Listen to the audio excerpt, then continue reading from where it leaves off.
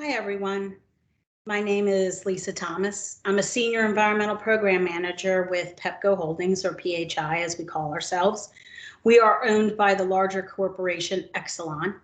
PHI itself owns Delmarva Power, Atlantic City Electric, and Pepco. My educational background is when I first started to go to college, I actually pursued a bachelor's degree in plant science. So when I started working, I was working in nurseries and greenhouses, and I loved that job. But what I quickly realized was while I loved it, there was also something missing. And I was given the opportunity to start doing some legal work associated with that, patents and trademarks, writing them and writing licensing agreements for breeders. And I realized I really loved the legal side. So as I moved forward in my career, I then decided to pursue a bachelor's degree in legal studies, which I got from the University of Maryland. And then I also further along realized that environmental compliance is what I really loved.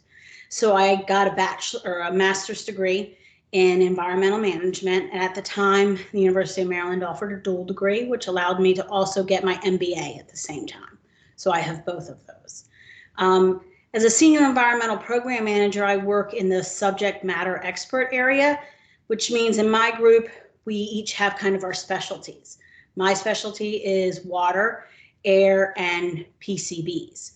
So I have a few examples of just a few things that I've worked on. I've actually only been with the company about 7 months.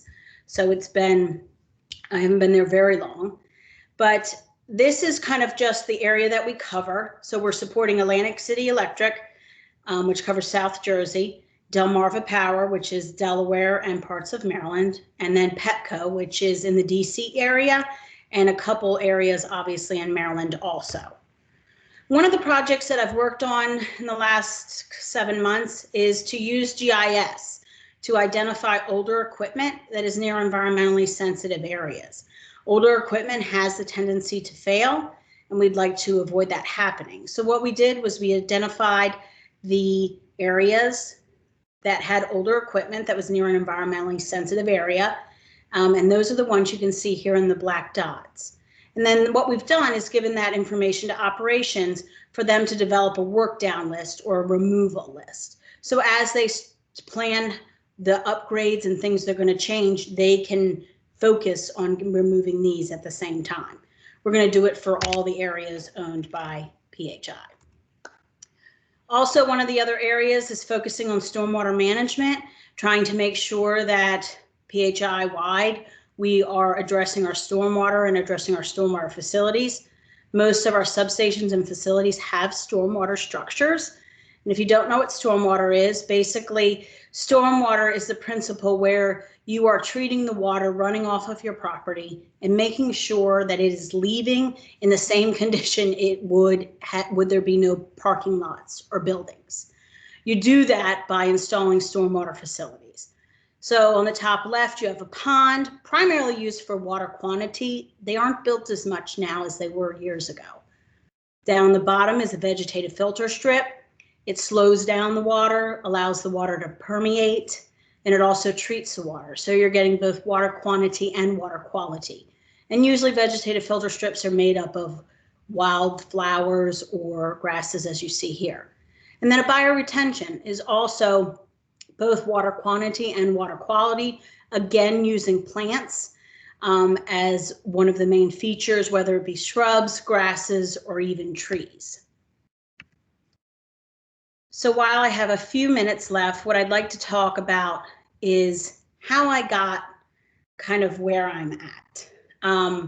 One of the main reasons was I wasn't afraid to make changes or shift my direction. I started in plant science. I loved that.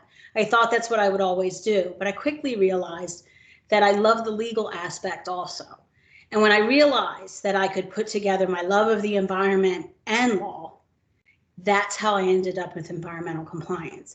It took me about 5 years in the beginning to figure that out, but once I did, I knew it was where I was supposed to be.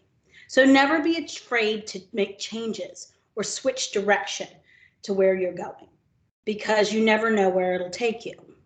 The second thing is to always be a sponge. I have taken every opportunity to learn. I haven't shied away from new tasks. when you have a wide range of skills and knowledge, it really allows you to move up in your career and make changes pretty easily. Every job I've held, the job prior to the one I wanted or got, I learned what I needed. I have learned along the way and have gained valuable skills that allowed me to get to the next job. The third thing is, don't be afraid to leave a job.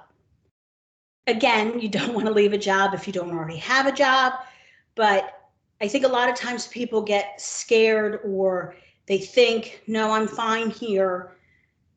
But then sometimes maybe you don't feel fulfilled or it isn't meeting the needs that you wanted. Don't be afraid to make a change. Don't job hop, obviously. But if you spent several years somewhere and you feel like you've done everything you could, don't be afraid to look for another job and make another change, because you don't know the next thing you do may be even better, and it usually is. And then the fourth thing, as cliche as it sounds, do what you love. Environmental compliance is my passion. I love it. It challenges me. It allows me to make a difference in the environment. It feeds my soul. I truly love what I do. As an adult, you will spend most of your time working. Make sure that you pick something that feeds you and gives you life.